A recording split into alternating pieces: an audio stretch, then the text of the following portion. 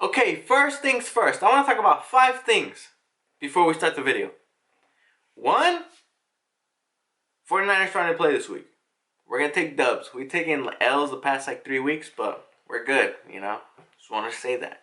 Number 2, The Eminence in Shadow is freaking awesome. If you guys still haven't watched it, I highly recommend you watching the series because it's just awesome. I might do reviews on that too. Number 3, it was tweeted out that Oda did not finish this week's chapter. I mean, I kind of already read it, but I don't see that much oh no, it's just sketches. There's some scribbles and shit, and you can see there's some dark spots that are missing. There's some coloring missing, etc., but nothing too crazy. Oh wait, 4th thing is I have a theory as to what might be happening with Oda, which is 1, he's either exhausted, tired, etc. 2, he recently had surgery, so maybe that's playing a factor into it. He had eye surgery, for those who didn't know. Number 3, he's probably working on some side project, and he doesn't have time. He didn't have time this week to actually split both of his workload. Maybe. 4, I hope not. Maybe he's got the flu or something. I hope he's well. Knock on wood. But that's just me, and that's what I think. Hopefully he's okay. And there is a break next week, but I think he should take a 2-week break, maybe a month. Anyways, this is One Piece chapter 1098 titled The Birth of Bonney. Now, before I even start that too, I want to say that I'm not going to put that many images up because, obviously, it's not finished. I think it looks fine. Maybe I'll put up a few pictures, but I won't be putting up a lot like I usually do.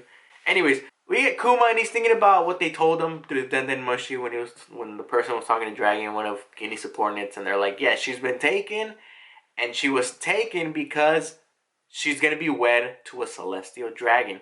I guess they liked her, and they said, you know what? She's going to be mine. I call dibs. And we've seen this already in Sabaody. Remember when Zoro was walking by and then Charlo sees this one girl and she's like, I think you're pretty damn sexy. I shall make you my 11th wife or some shit like that. This is kind of what I pretty much, assume what happened. He saw her and said, you're going to be my 30th wife. Some bullshit like that. And as all this is going on, Kuma's there, but he has that at the back of his head. He's thinking about the whole Guinea situation. Now we fast forward 2 years. We see a ship, and it's swaying in the ocean. And basically Guinea is we're nearly there, Bonney. Now all the people from Baltic are like, Kuma! It's Guinea! She's on the line! And then we see Dragon, Ivankov, Kuma, and they're next to Denden Mushi, and she's talking to them. And she mentions she wanted to see everyone one last time, but obviously she can't, so she's like, at least a phone call will suffice. Which is fucking sad. It's just oh my god, dude. This story, and now, she had a kid, right? This is not Kuma and Guinea's kid. This is a celestial dragon and Guinea's kid.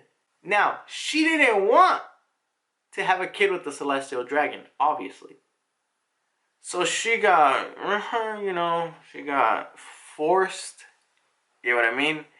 Forcefully nude, and then got forcefully pregnant, if you get what I'm saying. Yeah. So that's sad on one part. She got a deadly disease, which is a sadder on a different part. And now she's calling them on the phone saying, yo, my life is over. I'm at death's door. I'm glad you really want to come see me, but don't come see me. And then Kuma just vanished with his pawpaw fruit. And she tells Dragon and Ivankov, Kumachi has a big heart. Please take care of him for me. Kuma arrives at the Sorbet Kingdom and everybody's like, Kuma, oh my god, you're back. And he's like, yeah, I returned. Where's Guinea? And she's like, she's inside, but listen, it happened when she was exposed to the light. Her face, her entire body, it turned all blue in the sun. And her skin hardened like stone. And then we see her leg, and then we see her arm, and Kuma's remembering Guinea when she was a kid into her teens and into an adult. All the time she's like, Kumachi, I'm happy. Let's get married. Won't that make you happy? And he's just bawling his eyes out. This is a rough chapter, dude. This is a really sad chapter. Oh yeah, that's another thing. They mentioned that when Oda was doing the manuscript for Dressrosa, when Rebecca was about to make heroes, remember that? After the battle and shit, and they were like standing in the sunflower field. Apparently, when he was drawing that chapter, Oda was so swept with emotions that he just started crying himself. I mean, he's a father, you know, he understands this shit, so I assume, you know, this probably hits him hard. I hope that's the case, you know, he was just like bawling his eyes out while he was drawing this, so he didn't have time to actually clean it up. I would like to, you know, prefer that rather than the other stuff. Now we see Kuma and he's holding Guinea and he's just bawling his eyes out and he's like hugging her like this. And there's like a baby thing on the side and we see little baby Bonney. And Kuma's like, you can rest now, Guinea. I swear I'll raise her well. We see Kuma, we see Guinea's tombstone, and we see flowers blowing in the wind and he's just there looking at it. Now we cut away into some more lighter tones where they're yelling at Kuma because he's trying to take care of baby Bonney. Now this is adorable because, you know, he's big as shit and Bonnie's a little baby. So he has her like this. Like this is Bonney and then this is Kuma's hand and he has her like this and he's like feeding her some milk. And they're like, oh, she's so cute, but stop tilting the bottle. Like, you're not supposed to hold the baby like that. Grab her in your arms perfectly. Kuma's like, I can't, dude. I'm a fucking giant. And then he's like, oh, you're such a heavy drinker, Bonney. And he's like, I'm sure you'll be as much of a glutton as your mom was. And then he remembers Guinea, like, oh, I'm hungry. And then he like gets like a tear in his eye. Now we get some more like little panels here and there as she's growing up. We see the church. And then we see Bonney, maybe she's like a year old now. And the first thing she says is daddy. And Kuma just starts bawling his eyes out. He's just crying, some boogers, everything. The next panel, I think maybe she's like 2 now. Maybe, I don't know. Maybe like the same age, maybe a year old. Her hair looks a little longer, so maybe like 2 years old. And she's like standing up. She's wearing this cute little dress. Remember the elderly people that would come to Kuma to heal, you know, at the beginning of last chapter? Well, they're like, whoa, she looks so cute. And then we see Kuma in the background, and he's bawling his eyes out. We get another one. Maybe she's like 2 years old here, maybe. There's like a bunch of breads, and she's like scarfing them down. And like the elderly lady's like has her like in her arms, and she's doing like the thing, you know, like Kuma does the Earth is a shock, and then does the you know, his hand, his paw. She's doing the little gesture, which is so cute. Then we see Kuma, he's bathing with her. And then we cut to another panel and he's at war. We cut to another panel and he's sleeping and we see baby Bonney in like a cage. That way he doesn't crush her while they're sleeping, which is, I mean, that's kind of funny. It's cute, but it's funny because like he put his baby in a cage. Now we cut to another one and he's fighting Sabo now. Maybe he's training Sabo. Now I would assume she's like maybe 3 years old now. We cut away, like the elderly people and some other guys walk in. They're like, Kuma, what the hell are you doing? Why is the church all boarded up, dude? Where's the sunlight? And he's like, so it seems like he just barely like, he went crazy. And he's like, close the door. Now, she has like the blue stone under her eye. And she looks so adorable, dude. Oh my gosh. Oda drew her so cute. And Kuma's like, yeah, look right here under her eye. And the dudes are like, whoa, isn't that what Guinea had? And then they're like rushing. They're like, I'll call a doctor. And the doctors are like, yeah, I don't know what this is. How about you try taking her outside? And he's like, are you crazy? And then another doctor comes. And they're like, this doesn't look like white lead poisoning. I don't know what this is. And then he goes over to Ivankov and Dragon. And he's like, yo, I'm quitting. I need to be next to Bonney. And Dragon's like, don't worry, I understand. I'm going to contact everyone to reach out to the best doctors in the world and see if they can help out Bonney. And Kuma's like, I owe you. Now, we cut to 7 years ago. We're getting closer to the present. Now, remember, 7 years ago, under it says Bonney was 5. Now, I have a few things I can talk about with this. But I'll save that for next week's video because there's a break and I feel like doing that next week. So stay tuned. Anyways, we see Bonney and she's like running. And there's these kids. And they're like, ah, she's a vampire. You know, and then we see 5-year-old Bonney. And she's starting to look like the Bonney we know. And she's like, stay out, you twerps. And she's like flicking them off. And then they're like, you damn vampire. You can't go out here, huh? And then he takes out a cross and he's like, "Here, you unholy creature." He's like, "Look at this shine." And then Bonney just runs and bam, slams into them. And then she's like, "We're in a church, you dumbass." And then the kid's like, "Ah, Bonney, stop, ah." And then we see Kuma pulls like Bonney back and she's like, "Please don't go outside. Even like just a little bit will give you the ouchies." And then she's like, "I know, you're such a warrior, Dad. I was just kidding." And he's like, "Don't even joke about that." Now, this is adorable. I'm going to read this like panel by panel. She's like, "Those jerks. They made fun of my face stones again." And she's doing like this little like, are they, she's like looking at her stones and she's like poking them. And she's like, "Are they really that weird?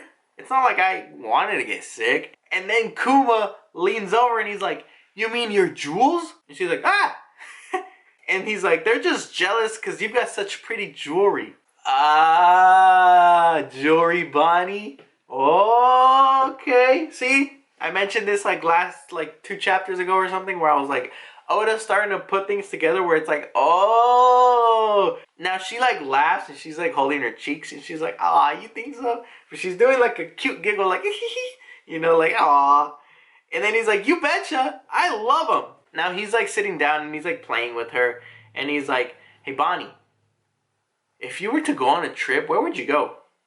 And he's like, "Oh, but so like when you're better." And she's like, "Oh, those Sky Islands are cool." And Kuma's like, "Whoa, what are those?" He's like, "They're way up in the air?" And then she's like, "Yeah, that's right. I read about them in this book." And she's like, "It's so close to the sun, maybe we'll see Nika up there." And then she's like, "You love that, right, Dad?" And then he starts doing the heartbeat and he's like dancing and shit. And she's dancing and he's like, "That sounds like a grand adventure. For your 20th birthday, we should go there." "Wait, where should we go for your 19th? And she's like, "Fishman Island." And they're like having a great time and they're like laughing and shit. They're dancing. Now on to a darker note. My God. Odo. Oh my gosh. We see a doctor and he's like, "After determining your, daughter's illness, it's called Sapphire Scale. I'm afraid it's incurable." And then he's like, "So you know what it is?" And he's like, "I'm sorry, can you whisper? I don't want her to hear this." And he's like, "Most days you never see this type of like illness. Those stones grow exponentially when bathed in any form of natural light, sun, or moonlight." Like, wow, dude, both things affect, not just one. So it's like, but even if you completely prevent exposure, the disease will catch up to you eventually. Your daughter probably won't reach her 10th birthday. And he's like walking over to the door and he's thinking about it. And he's like, "It'll be over by her 10th birthday." And he's like crying and shit. And then he opens the door and boo! And then and he like falls to the floor and he's like, "Bonney, I thought you were asleep." And she's smiling. She's like, "I heard it all. You said it'll be over by my 10th birthday, right?" And he's like, "What? What are you talking about? I don't know what you're talking about, dude. What would you hear?" And she's like, "I heard you say it. Don't like dumb dad." And then he's like, "It's about your illness, Bonney. That stupid doctor." And then she's like, "Wait, so you're telling me I'm gonna be cured once I turn 10, right?" And she's like, "Yeah, woo, we can go visit all those trips. We can visit all those places and go on those trips." And it's like, oh no, dude. She thinks 10 years, like once you're, dude, that's so fucked. And he's like, "Of course, by the time you've turned 10, you'll be cured. So 5 years from now, she'll be 10, because she's 5 now." Now, this is the last page of the chapter. We see like the elderly people, they're like bleeding and shit. And they're like, "King Bakori has returned. Kuma is just like 16 years ago. He still wants to cut loose those countries' deadweights. He's going to burn the people and their homes." And he's like, "What?" End of chapter.